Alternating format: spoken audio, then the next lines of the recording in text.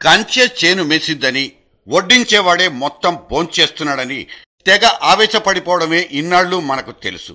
కాని కంచెకు మాత్రమే చేను వెయ్యడం ఈజీ అన్నది తాజాగా రుజువైపోతున్న సంగతి. మన నయా పైసల్ని పొల్లుపోకుండా మళ్లీ మనకే చేర్చాల్సిన ఇండియన్ అడ్మినిస్ట్రేటివ్ సర్వీసర్లు ఆ ఒక్కటి మాత్రం మినహాయించి కన్నాలేసే పనిలో మునిగిపోయారు. మనం వేసుకున్న కంచెలే చేనంతా మేసేస్తున్నాయన్నది ఇవాల్టి సెంట్రల్ పాయింట్.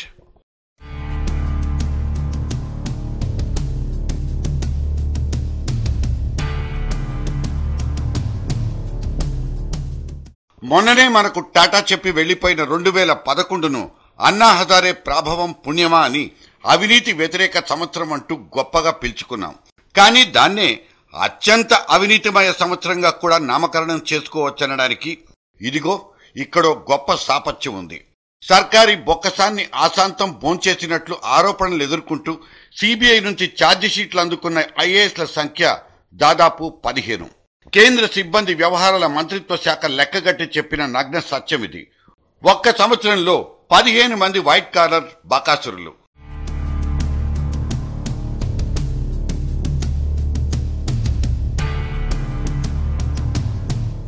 ఇక్కడ కనిపిస్తున్న ఈ అమాయకపు గెటప్ పేరు శ్రీలక్ష్మి ఐఏఎస్.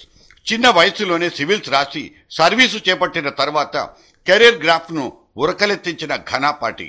కానీ గనుల శాఖలో చేతివాటం ప్రదర్శించి అస్మదీయులకు ఆసరానిచ్చిందని, అధికారిక హోదాను సొంతానికి ఉపయోగించుకుందని ఈమె మీద సిబిఐ మోపిన అభియోగం. నిన్ననే బెయిల్ పిటిషన్ కొట్టివేతకు గురై రేపటికల్లా లొంగిపోవాలన్న ఆదేశాలు అందుకుని జైలు ఊచల్ని లెక్కబెట్టుకోవాల్సిన దుస్థితి శ్రీలక్ష్మిది. అడ్డదారుల్లో లక్ష్మీ కటాక్షం పొందినట్లు ఆరోపణలు ఎదుర్కొన్న ఇటువంటి శ్రీలక్ష్ములు దేశవ్యాప్తంగా 15 మంది దాకా ఉన్నట్లు లెక్క తేలింది. 2G spectrum, Adarsh housing society, Commonwealth games, గాలి గనుల కుంభకోణం, స్కామ్ ఏదైనా సదరు పాపంలో ఐఏఎస్లకు వాటా ఉందన్నది సివిల్ సర్వీసెస్ చరిత్ర మీద ఒక మలినాక్షరం. మధ్యప్రదేశ్లోని ఒక ఐఏఎస్ జంట అక్రమాదాయం 400 కోట్లు. దేశంలో వేళ్లూనుకున్న అవినీతి మర్రికి ఇదో ఊడ మాత్రమే. సెక్రటరీ కొలువులంటే గొంతు మీద కత్తులు వెళ్లాడే ఉద్యోగాలు. అక్కడ ప్రజా సర్వీసులు ఎంత ముఖ్యమో రాజభక్తిని చాటుకోవడం అంతే అవసరం. అందుకే సివిల్ సర్వీసులంటే కత్తి మీద సాముతో సమానం అంటారు.